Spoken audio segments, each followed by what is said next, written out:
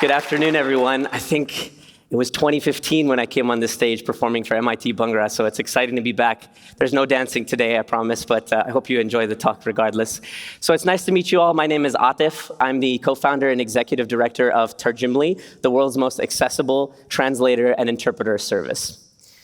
So as you probably know, the refugee population has exploded to 33 million in just the last few months due to conflict and climate change.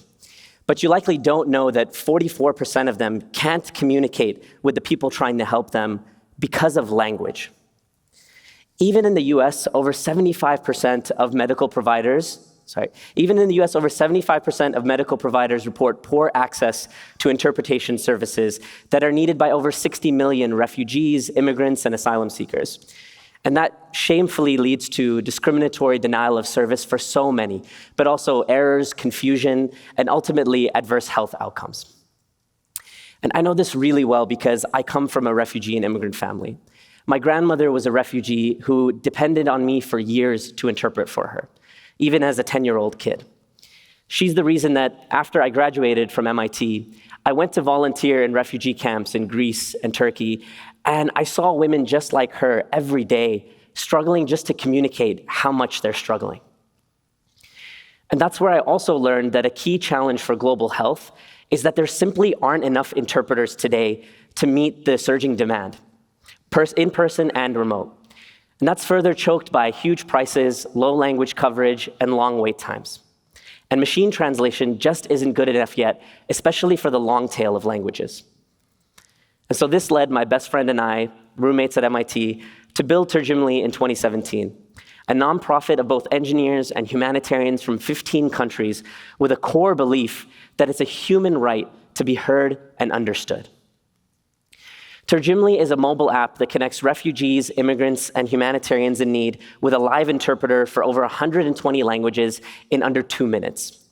Tarjimly is now fully HIPAA and safeguarding compliant, facilitates trainings and filtering for medical experience, and supports several indigenous languages.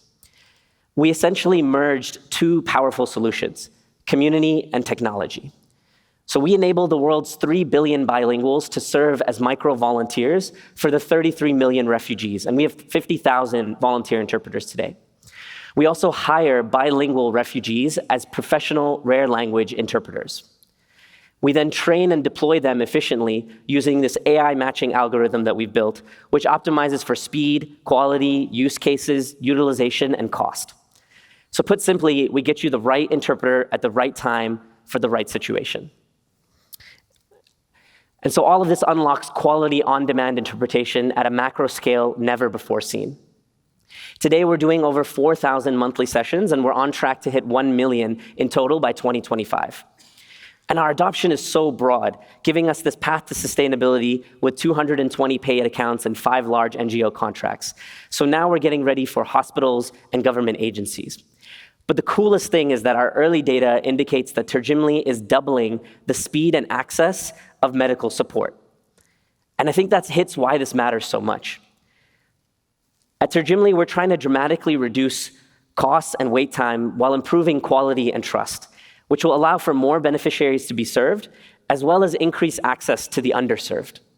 It's improving holistic outcomes, plugging into things like employment, legal access, education, and more, allowing for previously underserved communities to get the social services they need and thrive.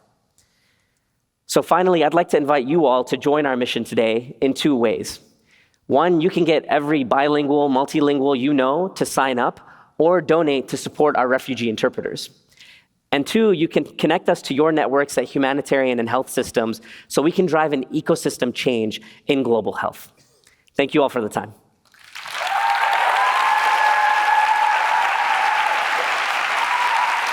Please welcome Elizabeth McGovern, trustee, Patrick J. McGovern Foundation, and founder and executive director, WEMA International. Good to see you. Awesome job. Thank you. Good afternoon, MIT Solve, and thank you for that amazing pitch. I'd like to start by briefly introducing myself. Again, my name is Liz McGovern, and I come to you today wearing 3 hats. As the announcer said, also called the voice of God, I've been told, I'm a trustee of the Patrick J. McGovern Foundation. The foundation is a 21st century global philanthropy committed to advancing AI and data science to create a more sustainable, equitable, and thriving world. My second hat is as a physician. I worked 19 years in community health centers here in Massachusetts, and it is because of this work I know firsthand the importance of timely, high quality, and culturally competent translation services. And my third hat is as a social entrepreneur. I am the founder and executive director of WEMA International, an NGO committed to holistic, community-led development work in Ethiopia. So Atif, we first met in the fall. You were one of 4 Solver teams that was awarded the Patrick J. McGovern Prize for the AI and Humanity. And I have just been so, I'm a huge fan of Tarjimly, really. It is what I think of as the Uber of translations. And it is brilliant, it is innovative, and trust me, as a physician and somebody who works in the humanitarian space, it is desperately needed. So I have a few questions for you. Okay, so how has the AI for Humanity Prize helped your mission so far? And how are you thinking about AI and Tarjimly in the context of this amazing AI wave that we're experiencing? Yeah, so the AI for Humanity Prize and MIT Solve together have really helped us, scale our impact. I think we've almost tripled our reach in the last 18 months, which is incredible. But especially funding the technology development has been really helpful. I mean, building a consumer-like mobile app is really hard regardless, but I think the secret sauce, the special difference is this AI matching algorithm, right? A lot of people ask the question, why not machine translation? That's the first thing that kind of comes to mind.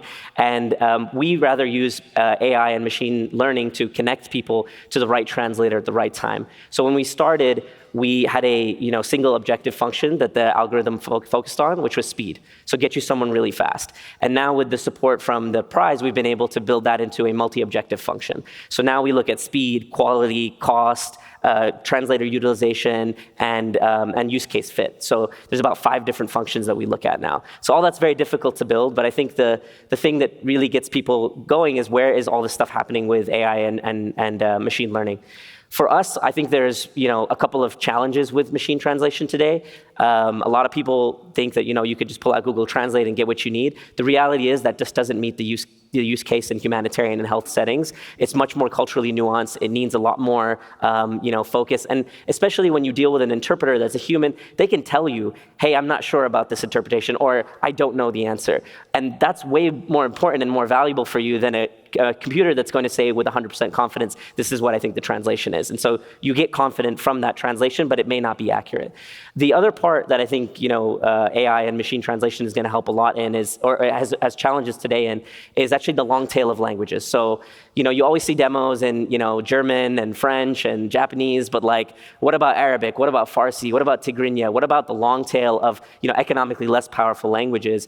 There's not the corpus of data online for these LLMs to learn off of from that. So we actually think a really cool thing for Tarjimly long term is we can start building that corpus of data from the translation, from the text, from the audio that people are using for our services. So I think that's why I'm really excited about the long term for AI in translation. I think the really big benefit today is in the actual matching of human translators. There's 2 routes that it can go long term. Either it's going to be human driven and AI assisted, or it's going to be AI driven and human assisted. And we think it's going to be the former for at least the next 5 to 10 years in order to get that quality corpus of data in the world that you can actually train and make available and meet the 99.9% quality that you need for humanitarian and health settings. So that's our perspective right now on translation. And the AI wave is incredible, but I think we're figuring out as a team, how do we build the AI translation piece into it? And I think machine translation assistance is what we're going to start building in the near future. So excited for that. Fantastic. I think I shared with you when I was working as a physician, I worked in the refugee resettlement program. And the interpreter was really part of the team. And we talked a lot about really challenging issues, traumatic events, the challenges of settling into a new life, and having another human there, that human voice, the human component. I'm not sure in this area of really deep human connection and interaction, the role of AI translation versus the human. I'm still really a believer in bringing that human spirit, the human love into translation services. So my second question, we have a big audience here today. Yeah. And I'm sure many people want to know, how would I get involved in social impact organizations such as Tarjimly or like other types of organizations that are supported by MIT Solve? What kind of advice could you give the audience today? Yeah, I mean, we're looking for ML engineers and anybody who can volunteer or work with us. So if there's anyone in the audience who wants to help with our mission, please do reach out.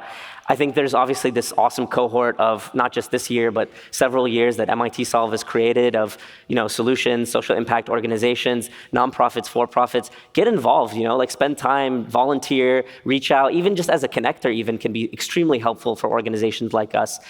I would also say that if you want to go strike out on your own and do something new to start, that's really awesome, and I would encourage people to do that. But really be rooted and grounded in your mission as a person. Like really understand why you want to work on this thing.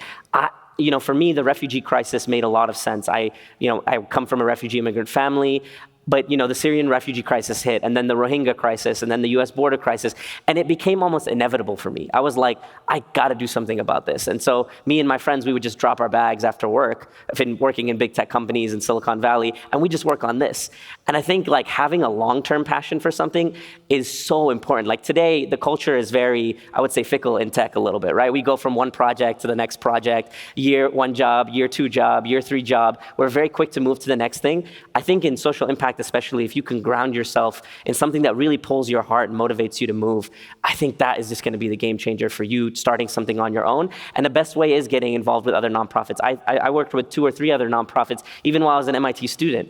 I helped different organizations, and I think that is a great way to get started with impact missions. And MIT Solve has been incredible at serving as a connector for all of us, in the nonprofit space especially, but also even in social ventures broadly. I think I've been in 5 or 6 different social impact organizations and accelerators and things like that. And I think something like MIT Solve is really focused on bringing the technology into the equation. And I think that's why, we've been working with McGovern and others. And so I'd really encourage people to leverage this community here. I think I was in the audience in like 2014, 2013, thinking like, wow, it'd be so cool to be up here someday doing this stuff. So like, it's pretty awesome 8 years later that, I can be a speaker all here and share what we've been working on. So yeah, thank you. Thank you to MIT Solve. It's really cool thing. Awesome. Well, thank you. And you can clearly see the passion, really, and that's what's driving. I think the passion, the sense of change, possibility, and often this work comes from a place of love. So thank you for what you're doing for vulnerable people around the world. So thank you. So I'd like to close with 2 announcements. My first announcement, I'm delighted to share that the Patrick J. McGovern Foundation will enter its 6th year in partnership with MIT Solve. And today we are launching the 2023-2024 AI for Humanity Prize. So what will happen is in the fall, there'll be 4 solver teams selected. Those teams that have leveraged AI, data science, or machine learning to benefit humanity. Then in the spring, so there's $150,000. It's a $150,000 prize. So in the fall, 4 teams win $25,000. And then in the spring, out of those 4 teams, 1 team is selected for follow-on funding to get $50,000. So that's the total $150,000, which is very exciting. As I said, I have 2 announcements. And so what I would like today to do right now is to announce the winner of the AI for Humanity Prize follow-on funding. And this is actually a surprise, but congratulations. Now it makes sense. That's awesome. Congratulations. Thank you. It's amazing. Yeah, thank you. Thank you. I appreciate that a lot. So I think they're going to take a photo. Yeah, maybe.